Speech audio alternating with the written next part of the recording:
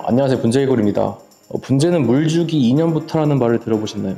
아니면은 분재를 시작하려고 인터넷이나 분재원에 문의를 한 번이라도 해보신 분이라면은 이 물 관리가 가장 중요하다는 말을 들어보셨을 겁니다. 그만큼 물주기라는 게 기본 중에 기본이면서 이 분재를 키우기 위한 중요한 요소라는 건데요. 건강한 분재로 만들기 위해서는 물을 올바르게 주는 게 필수적입니다.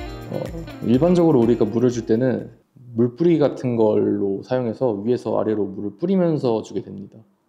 이 방법이 넓은 면적의 물을 주는 분재원이나 아니면 또 큰 나무에 물을 줄 때는 효과적이라고 볼 수 있는데요. 하지만 이렇게 소품 분재, 이렇게 작은 사이즈의 나무에 물을 줄 때도 위에서 물을 주는 게 효과적이라고 볼 수 있을까요? 자신이 작은 사이즈의 분재를 키우고 있거나 키울 예정이시라면 이 영상을 끝까지 봐주세요. 더 확실하고 완벽하게 내 분재에 물을 주실 수 있을 거예요. 작은 분재는 이렇게 손으로 들고 움직이기 편하다는 장점이 있지만 작은 알갱이로 된, 특히 저옥토 같은 애들로 심어져 있기 때문에 흙이 가볍다 보니까 위에서 물을 뿌리면은 이 흙들이 쓸려가 버려서 물 주기 은근히 어렵다는 단점이 있는데요. 그래서 물을 위에서 뿌리는 것보다 더 효과적인 방법이 있습니다. 이 방법을 저면관수법이라고도 할 수 있을 것 같은데요. 하지만 당연히 일반 저면관수법하고는 다른 점이 있겠죠. 이 방법을 위해서는 한 가지 준비물이 필요합니다. 이렇게 물을 받아놓을 대야나 수조, 아무거나 상관없습니다. 이렇게 화분이 잠기겠다 싶을 정도의 사이즈로 준비해 주세요. 없으시면은 그 화장실 세면대에 물 받아갖고 사용하셔도 됩니다. 그럼 이제 어떻게 하는지 보여드릴게요. 이렇게 물이 담긴 통 아무거나 하나 준비해 주세요. 그리고 화분을 담가 주는데요. 기존의 저면관수법은 화분 높이 한 3분의 1 정도까지 물이 오도록 물을 담아 놓은 다음에 거기다가 화분을 담가가지고 흙이 물을 충분히 빨아올리도록 기다려주는 방법인데요. 지금 하는 방법은 흙 높이까지 아예 물을 담가줄 겁니다. 이런 식으로 되겠죠. 그럼 이제 기존의 저면관수법보다 물이 강하게 스며들 수 있을 거예요. 이때 흙 높이 이상으로 얘를 빡 담가버리게 되면은 저옥토 같은 가벼운 흙일 경우에는 흙이 가벼워서 다 빠져나갈 수 있으니까 흙보다 물이 좀 높아지지 않게만 조심해 주시면 될 것 같습니다. 이렇게 흙에 물이 충분히 스며들었으면은 바로 빼서 물이 이제 이렇게 빠질 수 있도록 해줍니다. 얘 같은 경우는 지금 화분 자체가 조금 작은 사이즈의 화분이다 보니까 물이 많이 안 나오는데, 큰 사이즈의 화분을 쓰실 경우에는 내부에 물이 충분히 빠질 수 있도록 시간을 주는 게 중요합니다. 그리고 다시 넣고 다시 빼고 그리고 다시 넣고 다시 빼고, 그래서 이렇게 한 3번 정도 반복해줬습니다. 이제 이렇게 물이 어느 정도 빠진 것 같으니까 이런 식으로 화분 바닥을 닦아서 마무리해주시면 됩니다. 얘는 제가 오늘 아침에 물 한번 줘가지고 물을 생각보다 많이 안 붓네요. 이 방법의 장점이 여러 가지가 있습니다. 특히 저면관수의 장점하고 또 위에서 물을 주는 두상관수의 장점을 둘 다 가지고 있는데요. 첫 번째로 토양 전체에 고르게 물이 퍼집니다.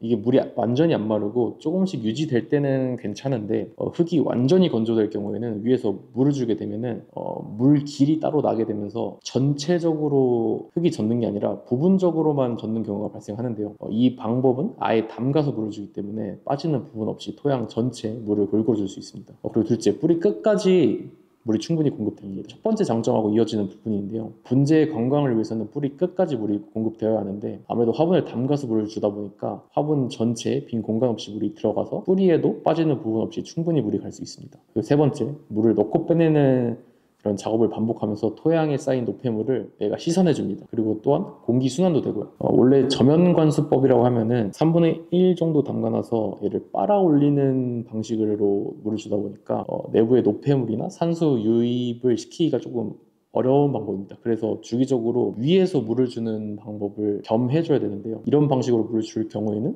물 주는 과정에서 물이 강하게 들어가고 나오는 과정을 반복하기 때문에 이 방법만으로도 내부를 충분히 순환시킬 수 있습니다. 하지만 주의하셔야 할 점도 물론 있습니다. 먼저 아까 말씀드렸다시피 물에 화분을 아예 담가버리게 되면은 그래도 마사토는 조금 괜찮은 편인데, 저곡토의 경우에는 이 흙이 가벼워가지고 완전히 담그지 않게 조심을 해주셔야 합니다.